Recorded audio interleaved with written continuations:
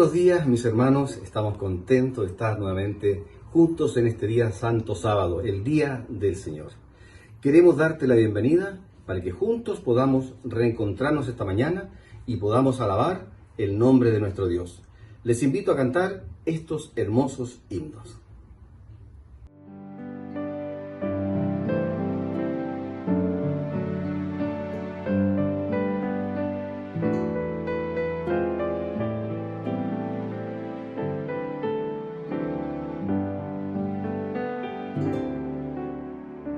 Padre amado, te agradezco por tus planes, grandes sueños tienes para mí.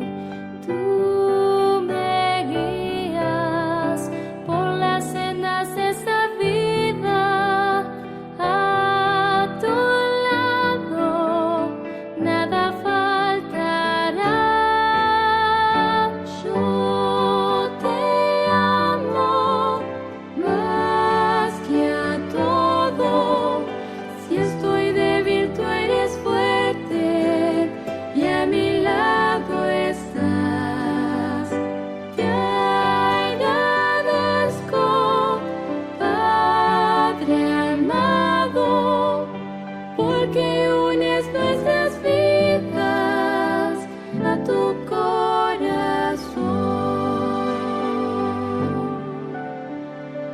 Padre amado, te agradezco por tus planes, grandes sueños tienes para mí. Tú me guías por las sendas de esa vida, a tu lado nada faltará. Yo te amo más que a todo. Si estoy débil, tu gran fuerza nunca fallará. Por tu gracia te imploro que transformes hoy mi vida con tu bendición.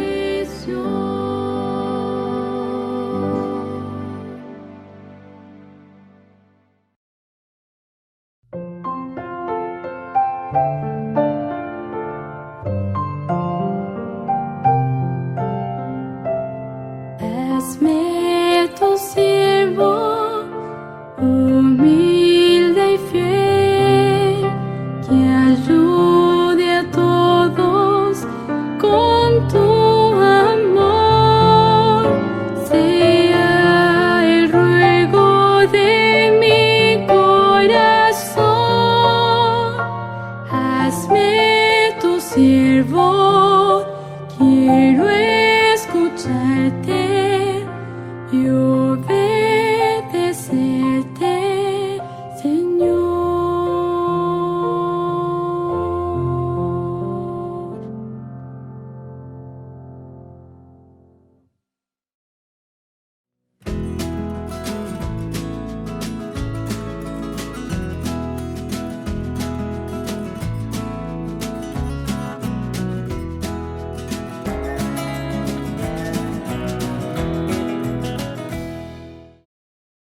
Muy buenos días y feliz sábado a cada uno de ustedes. En este momento yo les traigo el relato misionero. Esta semana la historia venía desde Polonia.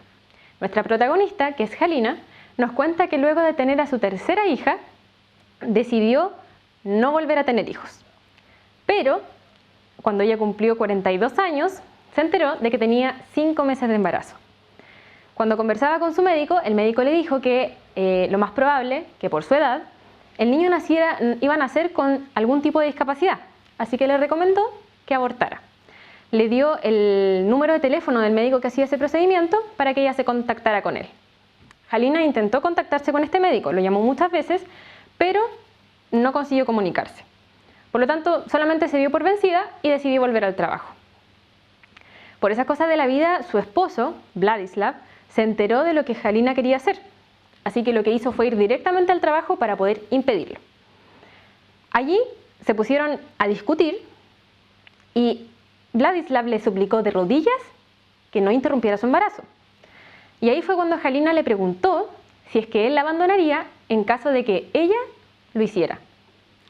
Para sorpresa de Halina, la respuesta de su esposo era que él no la iba a abandonar independiente de la decisión que ella tomara. Eso impresionó mucho a Halina y fue en ese momento en el que ella decidió continuar con su embarazo. Luego de 3 meses y medio nació Adam, un niño absolutamente sano. Ahí Halina se dio cuenta de que Dios es el que tiene la última palabra y que las personas pueden equivocarse. Por esas situaciones, Halina se interesó en la iglesia a la que asistía su esposo, que era la iglesia adventista. Ahí ella comenzó a estudiar la Biblia, pero no le comentó eso a su esposo, porque quería que fuera sorpresa. Luego de algún tiempo, en un día de campamento, Halina le contó a su esposo la noticia, que ella había decidido ser bautizada. Luego de algunos años, Halina decidió inscribirse en un seminario adventista en Polonia para continuar con su educación superior. Fue allí donde ella nos cuenta que se conmovió mucho por la clase que dio un hombre que tenía síndrome de Down, dado que hablaba de todas las dificultades que había tenido él durante su crecimiento. Fue allí donde Halina decidió hacer su tesis sobre ello, en cómo cuidar a niños con discapacidad. En ese intertanto, ella conoció a un fisioterapeuta que le presentó a un niño de 10 años que vivía en un orfanato. Ese niño se llamaba David. Había estado toda su vida en el orfanato, había sido abandonado por su familia y presentaba cierto tipo de discapacidad. Ella se encariñó mucho con ese niño porque él estaba bastante solo y no había podido ser adoptado durante 10 años. Por lo que Halina decidió inscribirse en un programa del gobierno para poder llevarse a David los fines de semana a su casa. Y así fue durante mucho tiempo. Iban a buscar a David los viernes en la noche y lo devolvían al orfanato los domingos en la noche. Fue así durante mucho tiempo hasta que un día David, un domingo en la noche, no quiso volver más al orfanato. Él se aferró de una silla y lloró porque no quería volver. Allí Halina tomó la decisión de adoptar al niño. No fue fácil, pero lo logró. Adoptó a su hijo, David, y formaron una hermosa familia. Luego de algunos meses, David tuvo que someterse a una cirugía de piernas, pero no fue satisfactoria y los médicos le dijeron que David nunca más iba a volver a caminar. Pero ella había aprendido de que las personas se pueden equivocar y Dios es quien tiene la última palabra. Hoy, David tiene 17 años, camina y es un testimonio viviente del poder de Dios. Que nuestras ofrendas este 13º sábado puedan ser generosas para que otros puedan conocer a Dios y puedan estar siempre tomados de su mano. Que tengan un feliz sábado.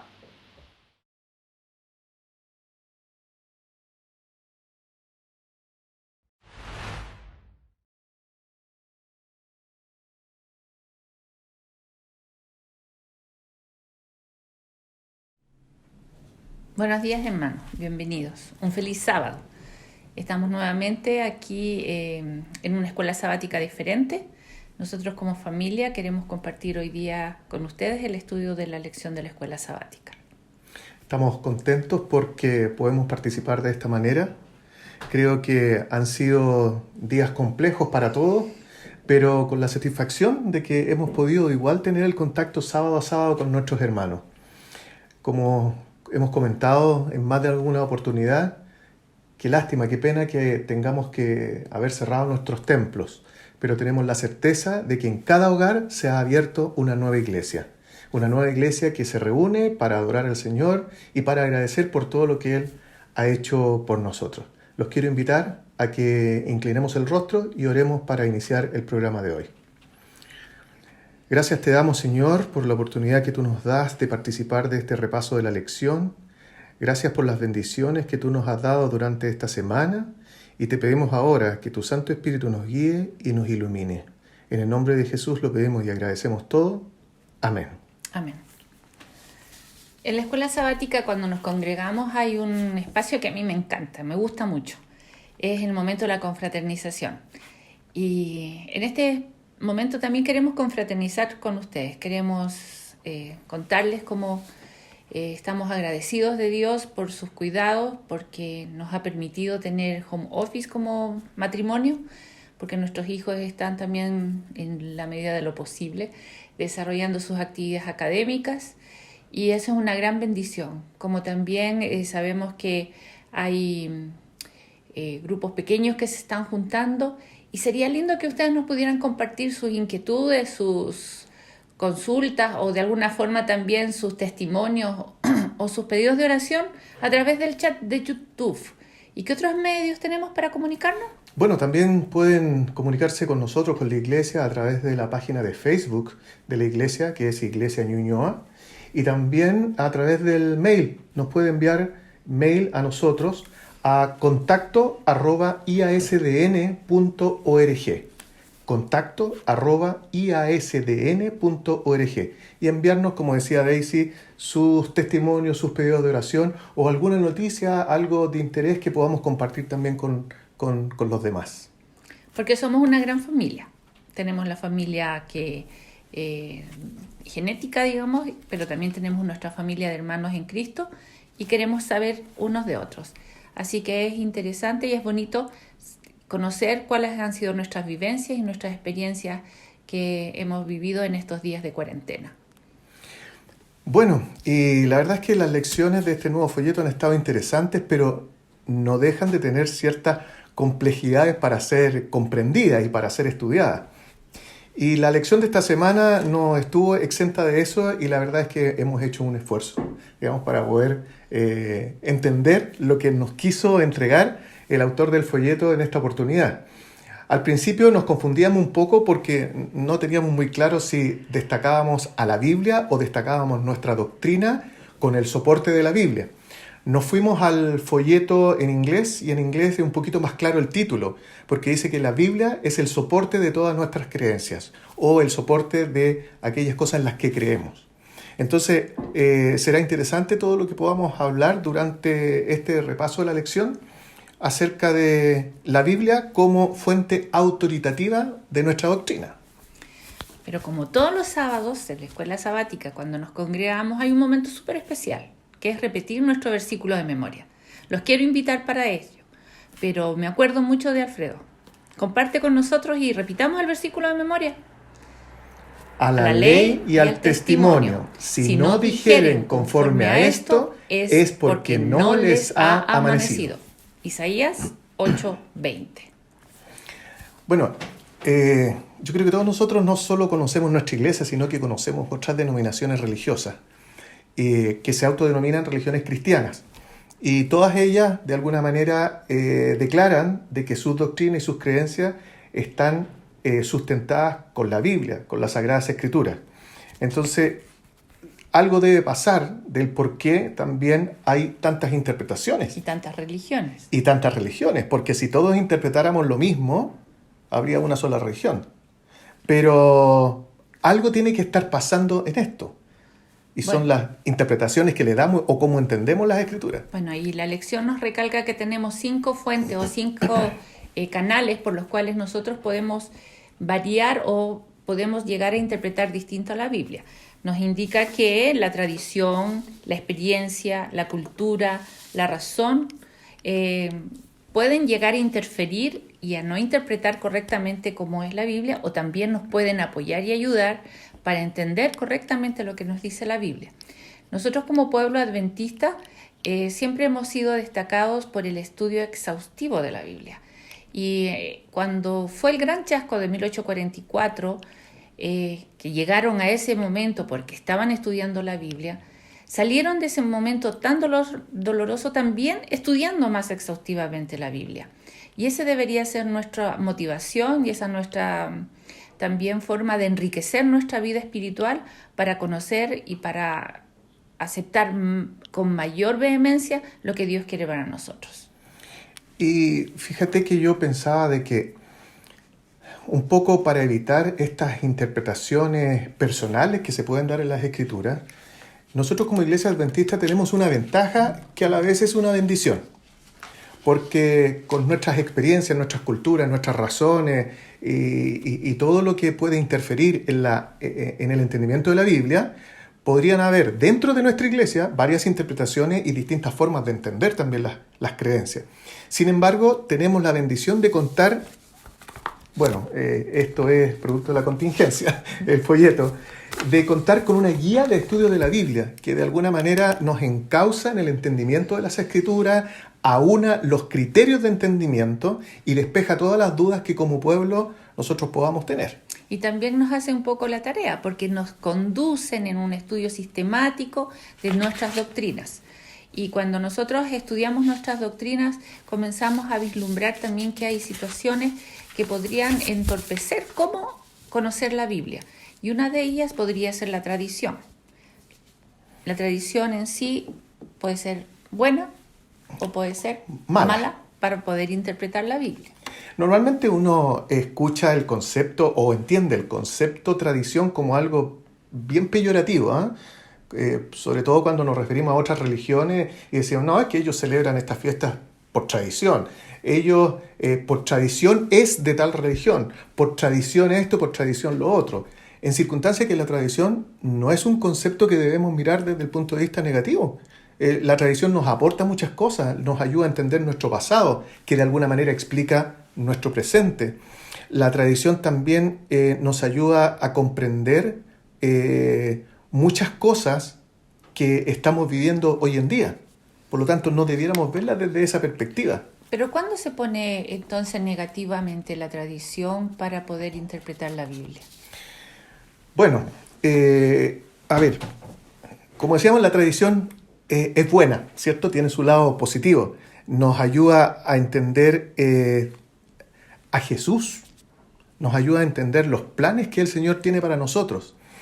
Pero ¿cuándo se pone peligroso? Yo creo que es mejor leer la experiencia que tuvo Jesús, una de las cuantas experiencias que tuvo Jesús con los escribas y los fariseos, que más de algún dolor de cabeza siempre le daban con sus preguntas capciosas o sus aseveraciones un poco complicadas. Pero fíjate lo que dice Marcos, el Evangelio según San Marcos, capítulo 7, versos 5 al 8. ¿Ya lo tienen? Marcos, capítulo 7, versos 5 al 8. Le preguntaron pues los fariseos y los escribas, ¿por qué tus discípulos no andan conforme a la tradición de los ancianos, sino que comen pan con las manos inmundas? Respondió él, les dijo, hipócritas, bien profetizó de vosotros Isaías, como está escrito, este pueblo de labios me honra, mas su corazón está lejos de mí, pues en vano me honran, enseñando como doctrinas mandamientos de hombre. ¿Está clarito? O sea, está clarito que cuando tenemos, como dice la Biblia, doctrinas humanas por sobre lo que Dios nos ha dejado escrito, la tradición ya no es. Y recordamos lo que pasó en el pueblo de Israel, que siendo conocedores de las profecías, ellos no pudieron identificar que Jesús estaba con ellos. Sin embargo, sí, otras personas sí lo identificaron. El relato bíblico nos dice que venían magos o del oriente, o sea, sabios del oriente que sí pudieron identificar eso y vinieron a buscar a Jesús, al Mesías que era anunciado. Y ellos lo tenían en su lugar y no estaban, no podían identificarlo. También nosotros como pueblo adventista podemos tener algunas tradiciones que nos pueden nublar lo que Dios quiere para nosotros. Y eso ocurre porque podemos transformar ceremonias o actos que son absolutamente legítimos, liturgias o ceremonias legítimas, en tradiciones sin sentido. Y poner atención con esto, porque no lo vamos a exponer desde un punto de vista peyorativo, sino que tradiciones sin sentido. Por ejemplo, la presentación de niños pasa de ser una ceremonia legítima, bíblica, es un ejemplo bíblico, hay que hacerlo. Jesús, los padres de Jesús lo hicieron con Cristo, pero podemos transformarlo en una tradición. ¿Y cuándo ocurre eso? Cuando perdemos de vista el verdadero sentido de lo que es la presentación de un niño. Entonces, ¿por qué lo hacemos? Lo hacemos porque los abuelitos querían, lo hacemos porque, bueno... Todos los niños tienen que presentarse. Todos los niños hay que presentarlos, porque es tradición en la familia que, aunque no sean de la iglesia, aunque no asistan a la iglesia, hay que llevar a los niños a presentarlos, ¿verdad? pero ahí estamos perdiendo de vista la esencia de esa ceremonia, ¿cierto? Que es llevar a nuestros hijos a los pies de Jesús y nosotros como padres pedir a Dios que nos dé la sabiduría, que nos dé la comprensión y que nos dé la paciencia para guiar a nuestros hijos, pero por sobre... También tenemos otra ceremonia que en algunos casos yo creo que también la tomamos como algo tradicional, que es la ceremonia de la Santa Cena. Y como frecuentemente se realiza en la iglesia 3-4 veces al año, o cuando vamos a otra iglesia encontramos que están en una Santa Cena, podemos llegar a decir, bueno, aprovecho de tomarla, sin tener la preparación como está diseñado, como está pedido, para que lleguemos a ese momento con el corazón contrito, reconociendo lo que Jesús pide en ese momento, que aceptemos y veamos su amor y su misericordia por el perdón de nuestros pecados. Claro, porque a veces incluso podemos participar porque no queremos que nos vean que nos quedamos sentados, ¿verdad? Para no estar dando explicaciones. Para no dar explicaciones, ¿por qué no participamos? Y en circunstancias es que la motivación y la esencia de ese rito, de esa ceremonia, es absolutamente espiritual y sagrado. Yo sé que tú has tocado varias veces el tema también del sábado, de la recepción de sábado, en donde podemos realmente transformar la recepción de sábado, que es un acto tan lindo de reunirnos para recibir el Día del Señor, en algo tradicional por la poca preparación que existe. O también en las situaciones previas que nos agobian porque no nos organizamos bien o porque ya se acortó el día, llegamos con un espíritu cansado, irritado, y no llegamos con el verdadero espíritu que debemos llegar a hacer una recepción de día sábado. O algunas personas tienen por tradición no recibir el sábado porque para ellos es más importante el sábado en sí que la recepción del día sábado como inicio. Entonces, cuando la tradición comienza a borrar el carácter de Dios, cuando comenzamos a tergiversar lo que la Biblia dice, la tradición no nos va a llevar a buen camino. Por lo tanto, debemos tener presente de que nuestras tradiciones se conservan, nos ayudan, son buenas, pero hasta que se oponen a lo que es el verdadero sentido de la Biblia y de nuestra doctrina. Y esas son experiencias que tenemos que ir aprendiendo. Y experiencias como las que de alguna manera también nos podrían desviar del buen entendimiento y comprensión de las Escrituras. Y a este momento de la escuela sabática nos ha costado poder buscarle la clave o el punto importante. Pero nuestras vivencias, nuestras experiencias nos deberían llevar siempre a una mejor búsqueda de Dios. ¿Cuándo nuestras experiencias nos pueden distorsionar lo que Dios quiere de nosotros?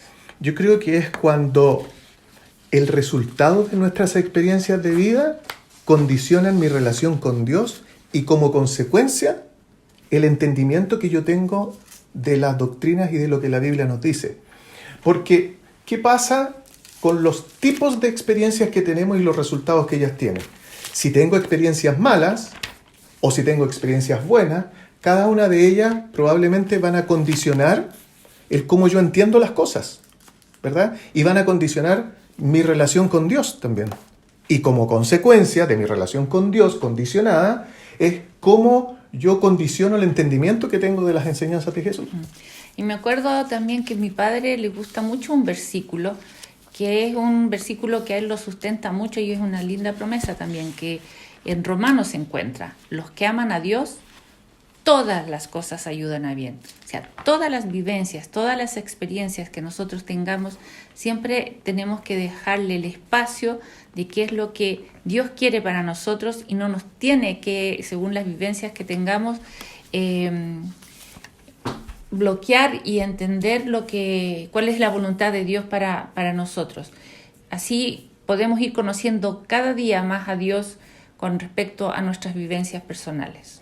Y hay que aprovechar, yo creo, de nutrirnos acerca de las experiencias de vida que tenemos, porque las experiencias son las que nos muestran cómo Dios nos ayuda.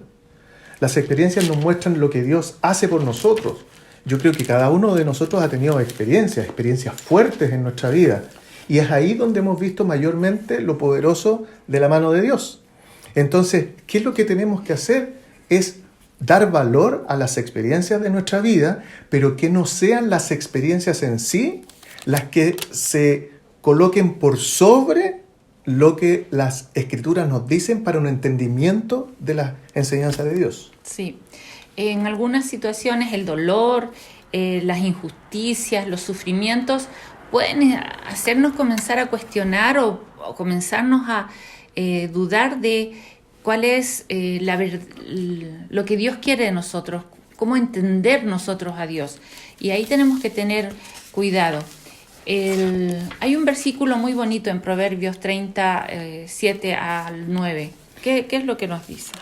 Interesante. Yo los voy a invitar a que lo busquen ahí en sus casas. Dice, 2 cosas te he demandado. No me la niegues antes que muera. Vanidad y palabra mentirosa aparta de mí. No me des pobreza ni riqueza. Manténme del pan necesario. No sea que me sacie y te niegue y diga, ¿quién es Jehová? O que siendo pobre hurte y blasfeme el nombre de mi Dios. Es decir, no basar mi relación con Dios en las experiencias de vida que yo voy teniendo. También me acordé que las experiencias pueden transmitir a otras personas cómo nosotros reflejamos o cómo nosotros creemos en Dios. Y hay una ilustración muy importante que Gandhi decía que él sí le gustaba a Jesús, pero no le gustaba a los cristianos. Entonces a veces podemos ser así de incongruentes que decimos amar a Jesús, decimos ser sus seguidores, pero no estamos reflejando verdaderamente lo que Él quiere y lo que Él espera de nosotros. Así es. Y tal como lo señalaba el folleto, hay otras áreas u otros factores que de alguna manera también inciden en nuestro entendimiento de las Escrituras, como por ejemplo la cultura de la que venimos. Y hay que poner atención en lo siguiente, porque hoy en día, en países, en un mundo tan globalizado en el que estamos, y voy a poner exactamente el ejemplo de Chile. Chile es un país que tiene su cultura propia y su cultura importada, porque somos muy buenos los chilenos para importar cultura, claro, y para copiar. 25 años atrás, 30 años atrás, yo no veía esto de las celebraciones de Halloween, pero es una cultura que importamos. Entonces, ¿tiene algo malo la cultura? Yo creo que no. Tiene cosas buenas. Porque la cultura es cuando nosotros como sociedad nos agrupamos, tenemos ciertos ritos, ciertas costumbres. Lo que nos caracteriza. Nos apoyamos, somos solidarios. Entonces, no es negativo el tema de la cultura. Cuando la cultura es dañina, cuando nos desvía del conocimiento de Dios. Cuando es tan atractiva esa forma o ese estilo que nos hace separarnos y nos desvía del conocimiento de Dios. Además que hay que considerar que culturas hay diversas y manifestaciones culturales también son diversas. Entonces, ahí tenemos que recurrir a nuestro versículo, a la ley y al testimonio. Es decir, poder identificar aquellas manifestaciones culturales que no se contradicen con las Sagradas Escrituras. Nosotros en Chile, por ejemplo, tenemos manifestaciones culturales, el baile nacional, la celebración de las fiestas patrias, pero probablemente hay otras manifestaciones culturales, como Halloween, que es una manifestación cultural importada, que eso riñe absolutamente con lo que nos enseña las Sagradas Escrituras. Entonces, me gusta mucho lo que leí por acá, que dice, todo rasgo cultural ha de evaluarse con la Biblia, y esta es la que debe prevalecer. Si algo hay que cambiar, deben ser nuestros rasgos culturales erróneos. Bueno, me gustaría que leyéramos Juan 17:9, en esa hermosa oración que Jesús tenía. Y ahí recalca y nos hace recordar que Juan 17:9 dice, yo ruego por ellos, no ruego por el mundo, sino por los que me diste, porque tuyos son. Y en el versículo 15 para mí hace un remache, dice, no ruego que los quites del mundo, sino que los guardes del mal. En nuestra jerga cristiana o más del estilo protestante, nosotros llamamos mundo a lo que nos rodea, las culturas que están al lado de nosotros. No podemos estar ajenos a eso, no nos podemos aislar y ser separatistas, pero tampoco no podemos aceptar que las culturas estén por sobre el conocimiento de Dios. Nosotros tenemos que estar en el mundo, porque en el mundo es donde están aquellos a los cuales hay que ir a predicar. La experiencia de Jesús es interesante, porque Jesús estuvo en el mundo, compartió con la gente del mundo, pero obviamente no se identificó con actividades mundanas. Pero fíjate en los detalles, Él no se rodeó solamente de cristianos.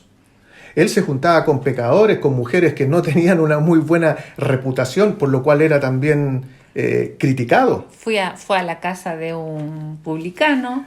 Fue a la casa de un publicano, participó de matrimonios, ¿verdad? De bodas. Pero ¿cuál era la diferencia? Que él reflejaba a su Padre.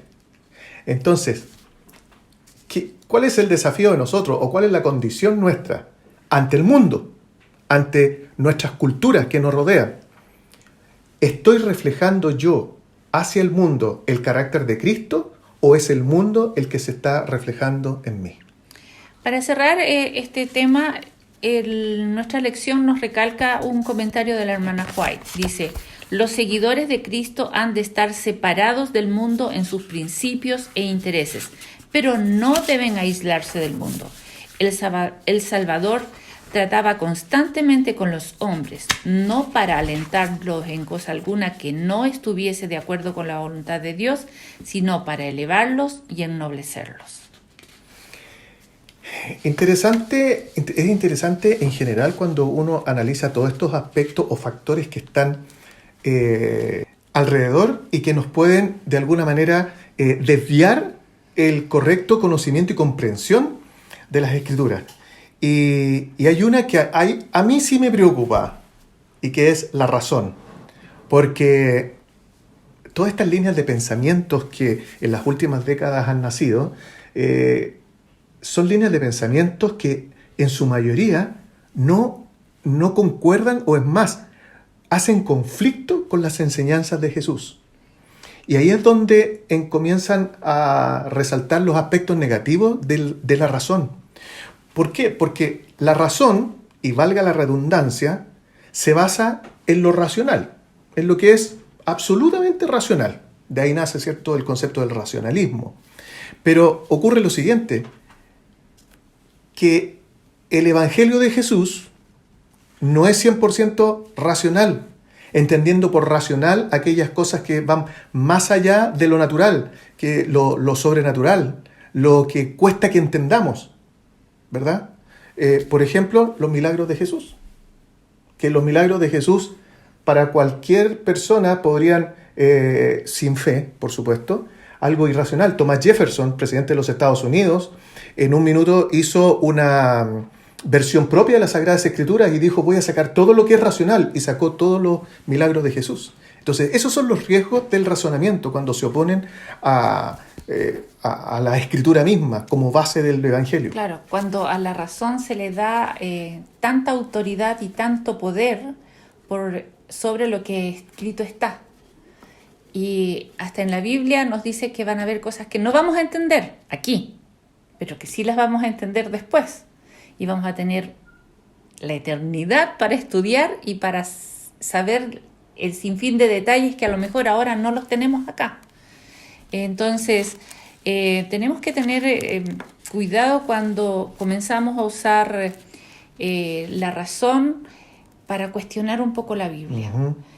No debemos llegar a esas situaciones, y no es porque Dios no quiera que no razonemos, sino que Dios quiere que ese espíritu de pregunta, de consulta, de inquietud, se la presentemos a Él, y Él humildemente, con nuestro corazón dispuesto a escuchar lo que Él quiere, Él nos va a entregar la respuesta, nos va a entregar en el tiempo que Él estime necesario, nos va a entregar respuestas donde nosotros vamos a ir conociendo y entendiéndolo más.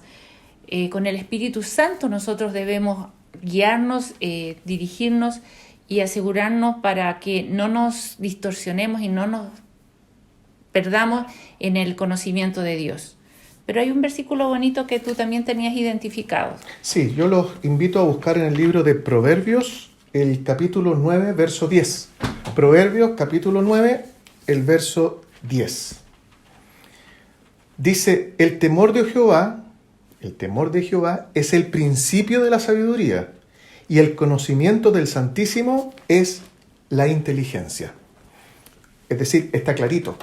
Si queremos ser instruidos, si queremos tener un desarrollo de la razón destacado, que sea un desarrollo de la razón destacado, pero en Dios, porque en Él nace y se basa toda la sabiduría. Bueno, aquí uno de los párrafos de la escuela sabática dice, recién cuando en nuestra vida aceptamos la supremacía de la revelación de Dios, encarnada en la palabra escrita de Dios, y estamos dispuestos a cumplir lo que está escrito en la Biblia, podemos razonar correctamente. O sea, con nuestro corazón contrito, con nuestro corazón dispuesto para que el Espíritu Santo obre.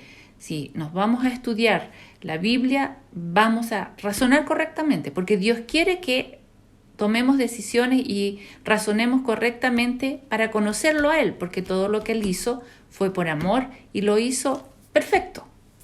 Y además que hay que entender que nuestra fe, nuestra creencia, no está basada en lo irracional, porque nuestra fe, nuestra creencia es absolutamente razonada. Es por eso que el entendimiento y la aceptación de Dios tiene razón y tiene fe, porque por fe yo reconozco y acepto, ¿verdad?, lo que se nos enseña de Jesús, incluso aquellas cosas que son irracionales para algunos, como los milagros de Jesús y las cosas sobrenaturales que Él pudo llegar a hacer.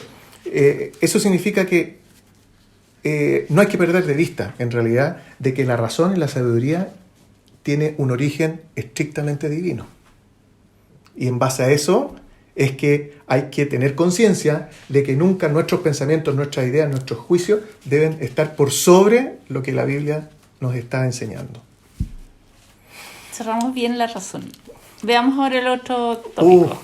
Sí, que quizás puede ser el más complejo de explicar. Y antes yo le quiero recordar a nuestros hermanos que pueden contactarse con nosotros, con la iglesia, a través del chat de YouTube. Usted que está viendo ahí el programa tiene un chat ahí mismo, puede enviar sus mensajes y también puede escribirnos al mail contacto@iasdn.org. Enviarnos sus pedidos de oración, sus testimonios. También, si quedó con alguna duda, bueno, la traspasaremos al pastor o los ancianos para que lo puedan resolver. Y vamos a cerrar entonces, porque todas estas influencias o todas estas fuentes nos pueden distorsionar lo que está escrito en la Biblia. Y nosotros como cristianos aceptamos que la Biblia es la palabra de Dios. Y es incuestionable. Y es incuestionable. La Biblia es nuestra guía, es una hoja... Una hoja de ruta. Es una hoja de ruta. Y tenemos que buscar en ella... Dios nos dejó ese legado para conocerlo. Entonces tenemos que estudiarlo. Tenemos que hacernos el hábito de buscar en la Biblia lo que Dios quiere para nosotros, conocer lo que Él hizo por nosotros. Y existen versículos muy lindos. Uno es 2 de Timoteo 3, 16 y 17, que muchos se lo deben saber de memoria. ¿Cuál es la influencia de la Biblia en nosotros? A ver, Timoteo 3, 16 y 17. ¿Leo? Sí. Toda la Escritura es inspirada por Dios y útil para enseñar, para redarguir, para corregir, para instruir en justicia, a fin de que el hombre de Dios sea perfecto, enteramente preparado, ¿para qué? Para toda buena obra. Yo creo que no hay duda de que la Biblia es nuestra hoja de ruta y qué interesante y lindo a la vez saber de que lo que tú crees, lo que yo creo, lo que creen nuestra familia, lo que creen ustedes, no está basado en una cultura específica, no está basado en el razonamiento que tuvo un hombre inteligente en el pasado, no estuvo basado en la experiencia que a lo mejor alguien tuvo en forma especial, sino que está basada estrictamente en las Sagradas Escrituras. ¿Y eso qué es lo que le da? Le da peso, le da solvencia y le da una credibilidad absoluta. Busquemos otro versículo que también es muy bonito. Juan 17:17.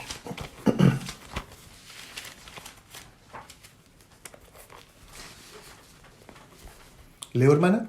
El hermano, lea nomás. Santifícalos en tu verdad, tu palabra es verdad. Otra hermosa promesa, que al estudiar la palabra de Dios nos vamos a santificar y es la verdad. Entonces tenemos que buscar las instancias de fortalecer nuestra creencia, fortalecer nuestra teología a través del estudio de la Biblia, porque vamos a encontrar ahí solidez y vamos a encontrar que todas nuestras preguntas, nuestras dudas van a irse respondiendo en la medida que nosotros vamos a ir estudiando la Biblia. Y yo quería leer un último parrafito que me gustó mucho, que dice, en cuestión de fe y doctrina está por encima de la tradición, la experiencia, la cultura y la razón. Todas ellas han de ser evaluadas y analizadas por la Biblia. También hay un párrafo de la hermana White en el capítulo El valor del estudio de la Biblia, en el libro Educación Cristiana, que también es muy bonito. Dice, no deberíamos permitir que ningún argumento humano nos desvíe de una investigación cabal de la verdad bíblica. Las opiniones y costumbres de los hombres no han de ser recibidas como si tuviese autoridad divina. Dios ha revelado en su palabra en qué consiste todo el deber del hombre, y nosotros no hemos de dejarnos apartar de la gran norma de justicia. Él envió a su Hijo unigénito para que fuese nuestro ejemplo y nos invita a oírle y seguirle. Que nosotros sábado a sábado podamos estudiar su palabra y día a día podamos reflejar a Jesús en nuestro corazón. Bueno, ha sido un agrado y un privilegio para nosotros haber podido participar de este repaso de la lección, ¿verdad? Y que el Señor nos bendiga y que nos ayude para que sea una decisión diaria el que la Biblia sea nuestra hoja de ruta para nuestra vida. Sigamos participando de este programa, de este culto de adoración, y nos vamos a encontrar el próximo sábado a las 10 de la mañana. Que el Señor nos bendiga y que podamos disfrutar de un lindo sábado. Feliz sábado, hermano.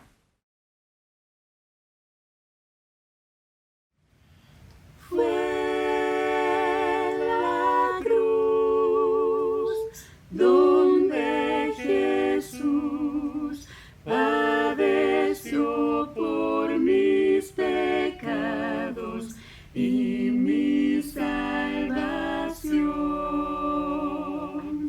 Gran precio Él pagó por mí. ¿Cómo puedo olvidar su amor y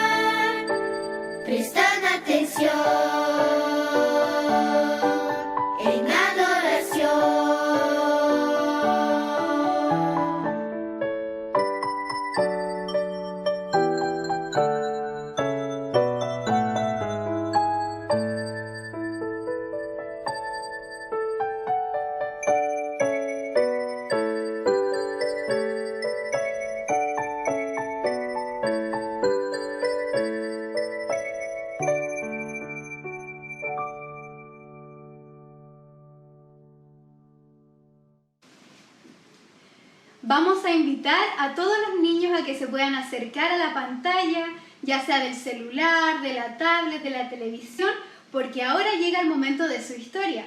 La historia que les voy a contar el día de hoy se trata de un joven llamado Juan. Juan era un misionero que impartía el mensaje en África, muy lejos de donde él vivía.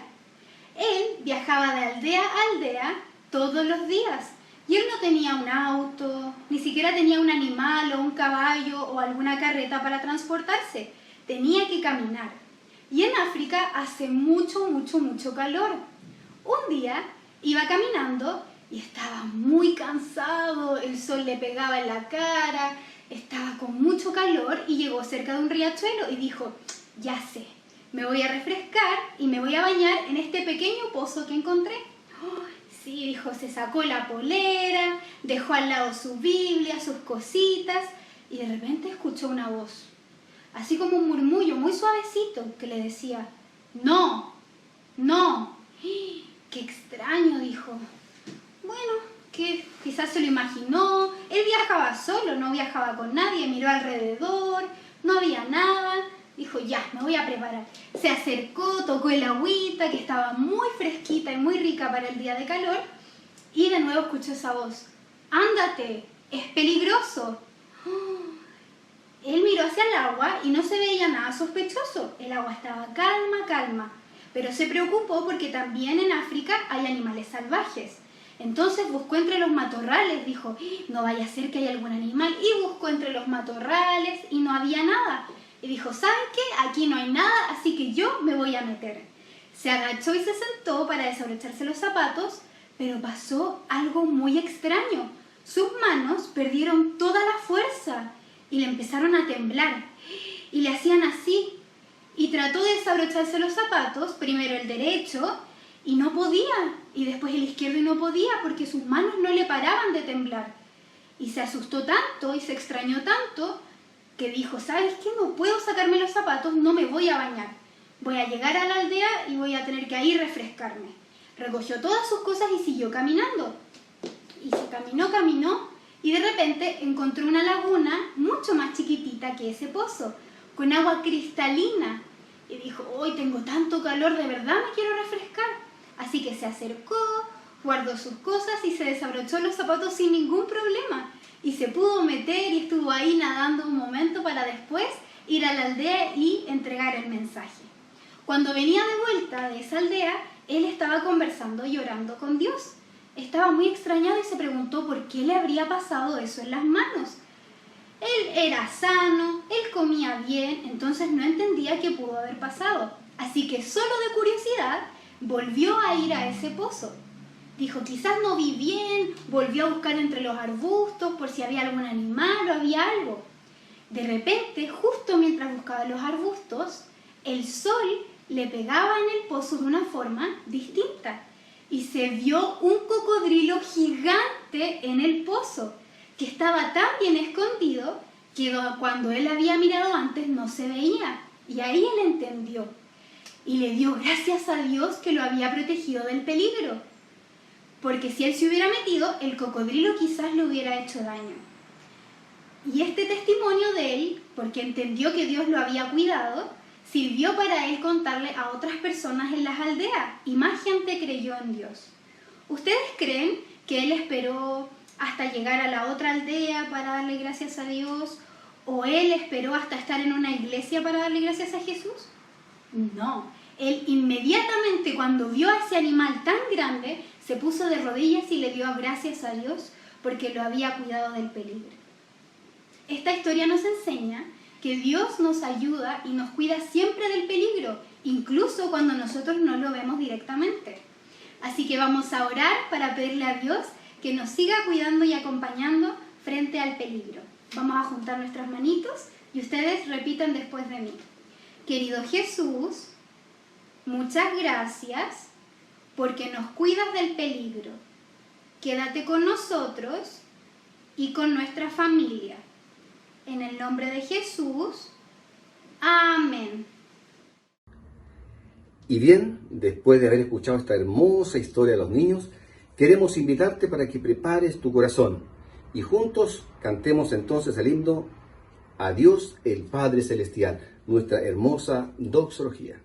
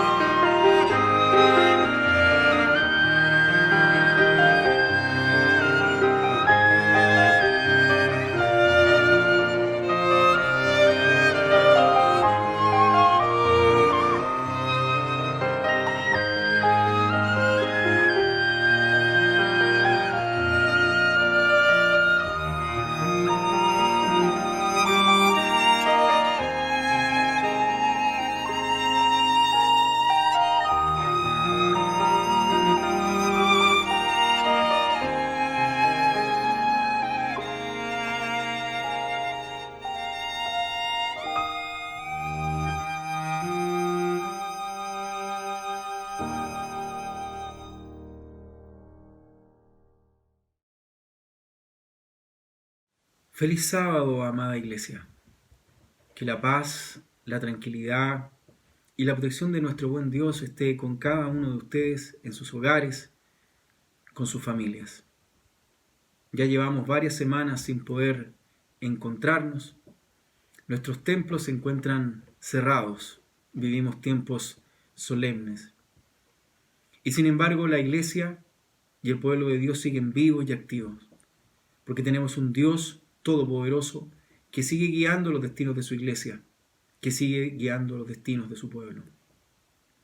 Ahora bien, quisiera invitarlos a que abran conmigo las Sagradas Escrituras en el capítulo 10 del libro de Primera de Corintios.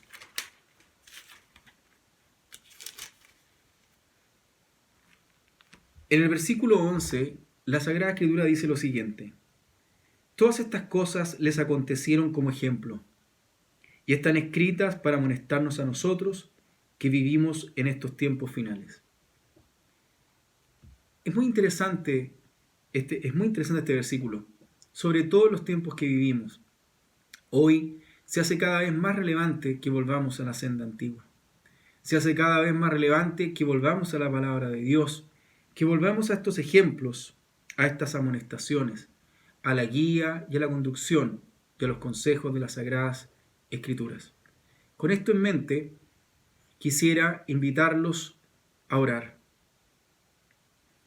Bondadoso Dios que estás en los cielos, santificado y glorificado Señor sea tu santo y bendito nombre. Padre eterno, gracias por este nuevo sábado en esta tierra. Gracias, mi Dios, porque en medio de las circunstancias en las que nos encontramos, tú sigues estando presente. Gracias porque no nos dejas en tinieblas en medio de un mundo que perece, Padre. Y en esta hora te rogamos de tu guía, Padre eterno, para poder comprender tu palabra y para que ésta sea viva y eficaz en nuestras vidas. Gracias por lo que hemos de recibir en esta mañana, en el nombre de Jesús. Amén. Ahora bien, para comenzar nuestra reflexión lo haremos en el capítulo 3 del libro de Éxodo. Hoy vamos a reflexionar en torno a una expresión verbal que está muy relacionada con Dios y que está tanto en el Antiguo Testamento como en el Nuevo Testamento.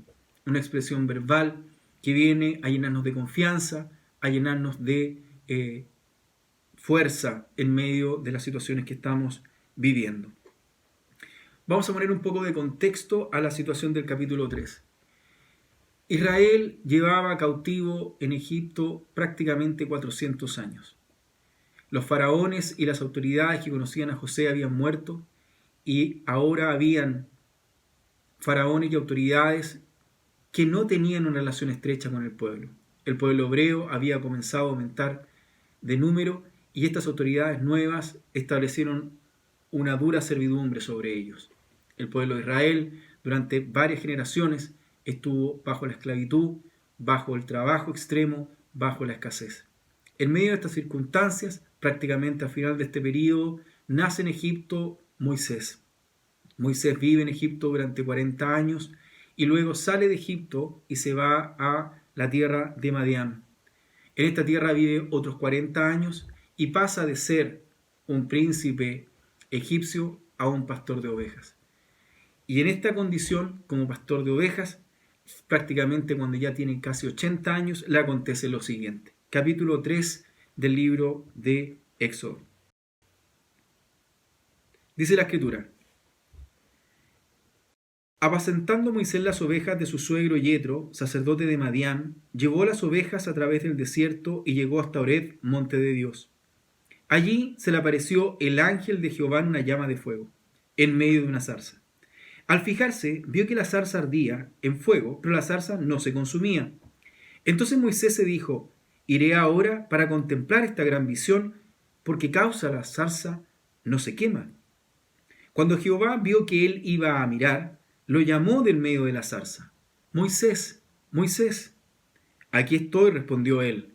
Dios le dijo: no te acerques, quita el calzado de tus pies, porque el lugar en que tú estás, tierra santa es. Y añadió: yo soy el Dios de tu padre, el Dios de Abraham, el Dios de Isaac y el Dios de Jacob. Yo soy el Dios de tu padre, el Dios de Abraham, el Dios de Isaac y el Dios de Jacob, dijo. Entonces Moisés cubrió su rostro, porque tuvo miedo de mirar a Dios. Dijo luego Jehová: bien, he visto la aflicción de mi pueblo que está en Egipto, y he oído su clamor a causa de sus opresores, pues he conocido sus angustias. Por eso he descendido para librarlos de manos de los egipcios y sacarlos de aquella tierra a una tierra buena y ancha, a una tierra que fluye leche y miel, a los lugares del cananeo, del eteo, del amorreo, del fereceo, del heveo y del jebuseo. El clamor, pues, de los hijos de Israel ha llegado ante mí, y también he visto la opresión con que los egipcios los oprimen. Ven, por tanto, ahora, y te enviaré al faraón para que saques de Egipto a mi pueblo, a los hijos de Israel. Entonces Moisés respondió a Dios: ¿quién soy yo para que vaya al faraón y saque de Egipto a los hijos de Israel? Dios le respondió: yo estaré contigo, y esto te será por señal de que yo te he enviado. Cuando hayas sacado de Egipto al pueblo, serviréis a Dios sobre este monte. Dijo Moisés a Dios: si voy a los hijos de Israel y les digo, el Dios de vuestros padres me ha enviado a vosotros, me preguntarán, ¿cuál es su nombre? Entonces, ¿qué les responderé? Respondió Dios a Moisés: yo soy el que soy. Y añadió: así dirás a los hijos de Israel, yo soy, me envió a vosotros. Es muy interesante esta expresión, yo soy. En el hebreo, esta expresión, esta palabra es la palabra hayá. Esta palabra hayá significa no solamente ser, sino significa además estar y existir. Es muy interesante esta situación. ¿Por qué? Si nos ponemos a pensar, el pueblo de Israel, cuando clamó a Dios, no estaba interesado en ese momento en grandes especulaciones filosóficas o teológicas en relación a la esencia de Dios. No quería, en el fondo, consumirse en temas que tuvieran que ver con la ley, con el evangelio, la justificación y la santificación. Ese no era el problema que aquejaba al pueblo hebreo en ese momento. Lo único que le interesaba al pueblo de Israel era que alguien los ayudara. Lo que querían era liberación y salvación. poder tener la certeza de que Dios estaba allí para ellos. Habían pasado varias generaciones de esclavitud y probablemente muchos de ellos que habían escuchado del Dios de sus antepasados, probablemente sentía de que ese Dios los había abandonado o que simplemente no estaba para ellos. Los siglos pasaban y la situación no mejoraba. Y es muy interesante que en medio de esa situación, y Dios habiendo escuchado, ¿no es cierto?, el clamor del pueblo, le dice a Moisés que le diga a su pueblo que su nombre es Yo Soy. Pero en realidad, más que yo soy, es yo estoy. La expresión yo estoy era más atingente y es más atingente a la real necesidad que tenía el pueblo en esos momentos. El poder entender que Dios estaba en medio de ellos. Esta expresión, este nombre íntimo entre Dios y su pueblo, venía a formar parte de esa necesidad fundamental que tenía el pueblo hebreo, de poder comprender que Dios estaba allí para ellos. Dios está. Y no ha habido ni un solo instante en la eternidad y en el tiempo que vivimos actualmente y el tiempo que vendrá y nuevamente la nueva eternidad que vendrá en donde Dios no esté. Dios siempre ha estado, eternamente ha estado. Muchas veces podemos perder de vista esto. Para los creyentes en general no debiera existir la duda de su existencia, pero probablemente muchas veces nos preguntamos si Dios está en medio de las circunstancias en las que vivimos. Y lo interesante de todo esto es que en las Sagradas Escrituras queda de manifiesto que el nombre de Dios es Yo estoy, yo soy, yo estoy, que es una necesidad fundamental de satisfacer, sobre todo en los momentos de grandes dificultades. Ahora bien, saber que Dios está. El pueblo de Israel fue liberado del yugo egipcio y no llevaba mucho tiempo fuera de la ciudad de Egipto cuando Dios dispuso para ellos una nube para que los cubriera del calor en el día y una columna de fuego para que los guiara y los abrigara de noche. El pueblo podía ver no solamente las manifestaciones milagrosas de Dios a través de las plagas que afectaron a Egipto, sino que ahora veía a Dios preocupado exclusivamente por ellos.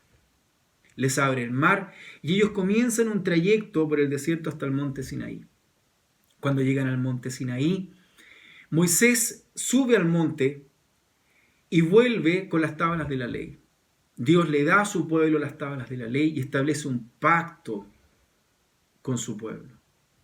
Es muy interesante esta situación, porque Moisés sube al monte Sinaí en medio de una nube y es el único que puede acceder a ese lugar. El resto del pueblo tenía que quedarse alrededor del monte sin poder franquear ciertos límites. En el capítulo 25 del Éxodo, en el versículo 8, la Escritura menciona que Dios le pide a Moisés que construya un santuario. El texto dice, me erigirán un santuario y habitaré en medio de ellos. El gran objetivo que tenía Dios era morar con su pueblo, que su pueblo viera que Él estaba presente en medio de ellos.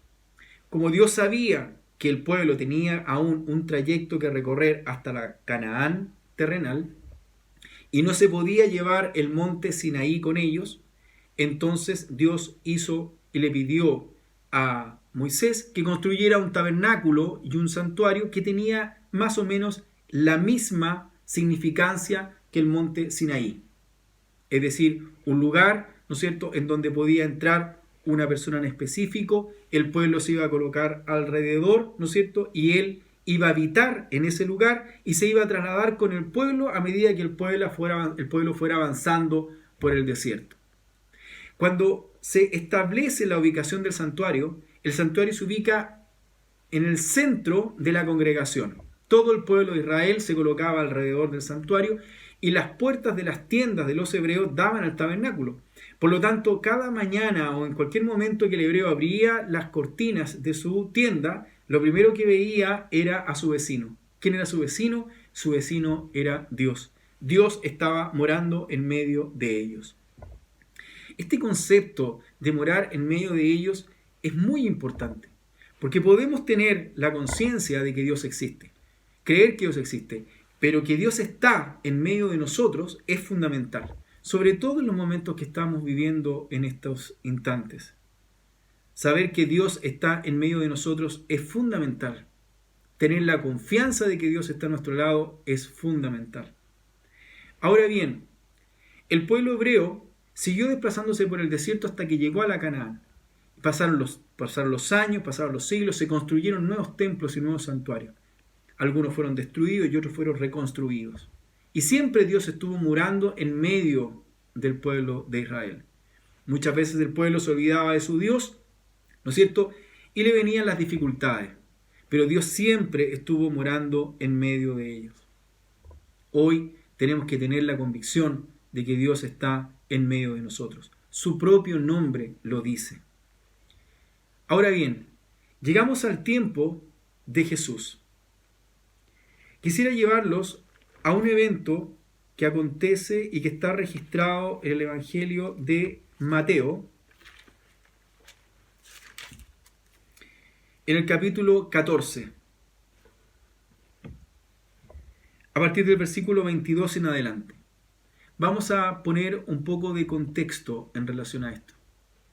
Jesús ha multiplicado los panes y los peces y se han alimentado 5.000 hombres sin contar las mujeres y los niños.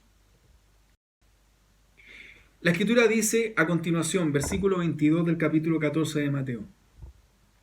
Enseguida Jesús hizo a sus discípulos entrar en la barca e ir delante de él a la otra ribera, entre tanto que él despedía a la multitud. Después de despedir a la multitud, subió al monte a orar aparte. Y cuando llegó la noche, estaba allí solo. Ya la barca estaba en medio del mar, azotada por las olas porque el viento era contrario. Es muy interesante. Aquí los discípulos se van, comienzan a avanzar por el mar y se produce una tempestad. El viento, dice la Escritura, le era contrario y seguramente la barca se movía de un lado para otro, el agua entraba y probablemente el miedo, la angustia y el temor comenzó a dominar los corazones de los discípulos. Yo me los imagino tratando de agotar, sacando el agua, ¿no es cierto?, con sus propias fuerzas, pero entendiendo que estaban viendo la muerte, digamos, delante de ellos. En medio de esta circunstancia de angustia, dice la Escritura en el versículo 25.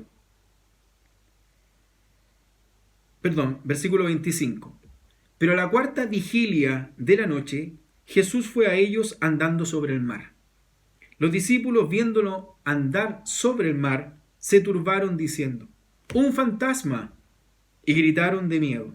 Pero enseguida Jesús les habló diciendo: tened ánimo, soy yo, no temáis.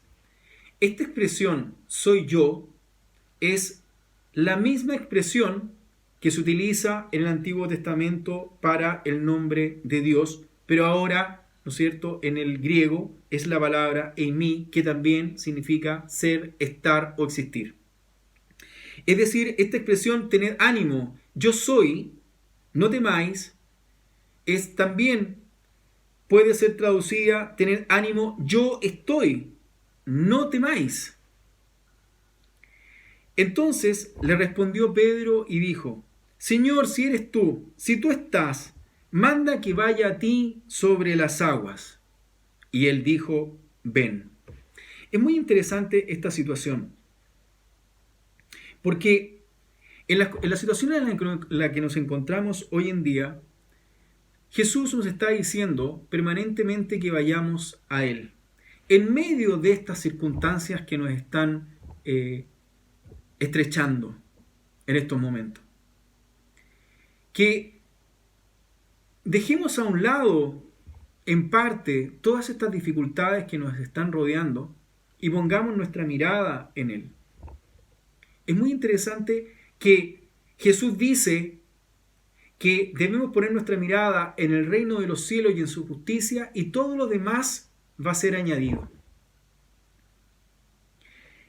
Jesús le dice a Pedro, ven, y Pedro va. Baja de la barca, dice el texto, y también camina sobre las aguas. Estas aguas turbulentas representan, este temporal, estas aguas turbulentas, representan también las dificultades que hoy en nuestros días tenemos. Y Jesús nos dice que vayamos a Él y que caminemos a través de estas dificultades que nos están aquejando, pero sin perder de vista a Jesús. Ahora bien, dice la Escritura que el fuerte viento le provocó miedo a Pedro y comenzó a hundirse. Y es cierto, las situaciones que nos aquejan también nos pueden producir temor. Pero Jesús parte diciendo que no temamos, que tengamos ánimo, porque Él está. Y comenzó a hundirse, dice la Escritura, y gritó, Señor, sálvame. Incluso en esa situación, ¿no es cierto?, va Jesús, le extiende la mano, lo sostiene y lo salva. Y le dice algo, le dice, hombre de poca fe, ¿por qué dudaste? Jesús le había dicho a Pedro que era Él, que Él estaba. Lo ve caminar sobre las aguas. Nosotros vemos a Jesús en medio de todas estas dificultades y lo vemos reinando. Lo vemos todavía en el control de todas las situaciones de este mundo. Por lo tanto, no debiéramos dudar. Pero no dudemos solo porque sabemos que Dios existe, sino que no dudemos porque sabemos que Él está en medio de su pueblo. Dios ha querido morar y estar con su pueblo a lo largo de toda la historia. Lo vemos desde el Génesis hasta el Apocalipsis. De hecho, Dios se hizo hombre para morar en medio de nosotros, para que viéramos su gloria, para que conociéramos, para que lo conociéramos.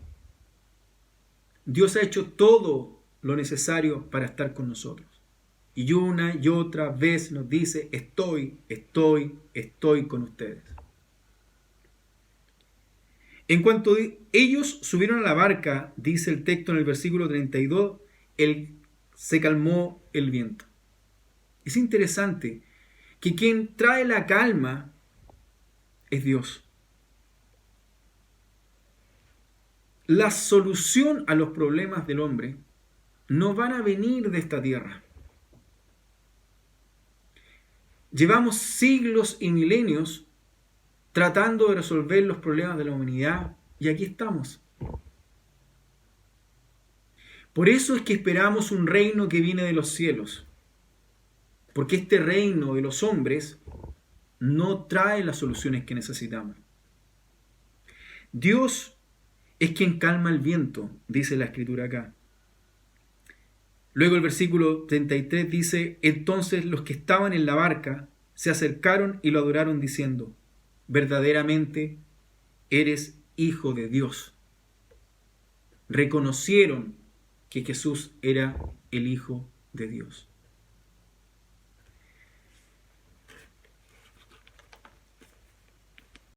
La presencia de Dios es permanente. Siempre está con nosotros. Siempre está a nuestro lado. Jesús dijo que Él estaría con nosotros todos los días hasta el fin de los tiempos.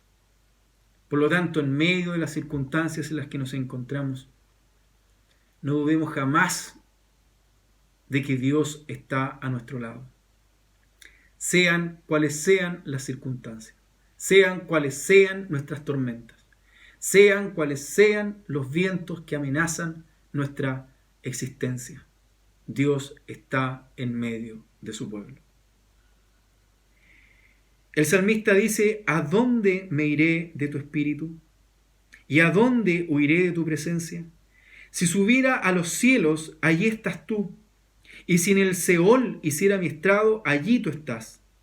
Si tomara las alas del alba y habitara en el extremo del mar, aún allí me guiará tu mano y me asirá tu diestra. Si dijera ciertamente las tinieblas me encubrirán, aún la noche resplandecerá alrededor de mí. Aún las tinieblas no encubren de ti, y la noche resplandece como el día, lo mismo te son las tinieblas que la luz. Amada Iglesia, vivimos tiempos solemnes. Aprovechemos este tiempo que estamos viviendo para volvernos a Dios. Curiosamente, las autoridades han llamado a este periodo cuarentena, y la cuarentena es una expresión bíblica. De hecho, ni siquiera son 40 días los que tenemos que estar en confinamiento, porque hablan de 14, hablan de 20, hablan de 30, y sin embargo usa la expresión cuarentena. Es importante que en este periodo de tiempo que tenemos en estos momentos, debemos poner nuestra mirada en Cristo. Y la única manera de poner la mirada en Cristo es volver al estudio de las Sagradas Escrituras. Es volver a la oración. Yo le hablo a Dios a través de mis oraciones y Dios me habla a través de su palabra. Ahí tenemos una dinámica permanente. Pongamos a Dios en primer lugar en nuestras vidas. Y no permitamos que el mundo y las vicisitudes que estamos viviendo acaparen nuestra atención. Viene un reino, el reino de los cielos. Y en ese éxodo vamos nosotros de camino. Padre eterno, gracias Dios porque una y otra vez nos dices que tú estás presente, que nunca estamos solos para enfrentar las vicisitudes y las dificultades que nos aquejan. Gracias, mi Señor, por Jesucristo, que un día vino a este mundo y murió por cada uno de nosotros, Dios. Gracias, Dios, por la promesa de la vida eterna, de la resurrección, Padre.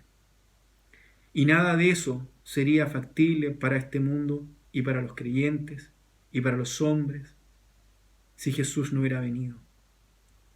Cuando viniste, Dios eterno, en carne a esta tierra, solo demostraste tu inmenso amor por tu creación. Gracias, Dios, porque no nos has dejado, porque no nos dejarás jamás y porque estarás con nosotros por siempre. En el nombre de Jesús. Amén. Que Dios los bendiga, que tengan una gran semana. Dios está con nosotros. Maranata, Cristo viene. Damos gracias al Señor por su palabra esta mañana. Realmente ha sido una mañana muy bendecida. Queremos que esta semana sea muy buena para ti. Que el Señor te acompañe, que el Señor te cuide. Y nos reencontraremos el próximo sábado. Dios te bendiga.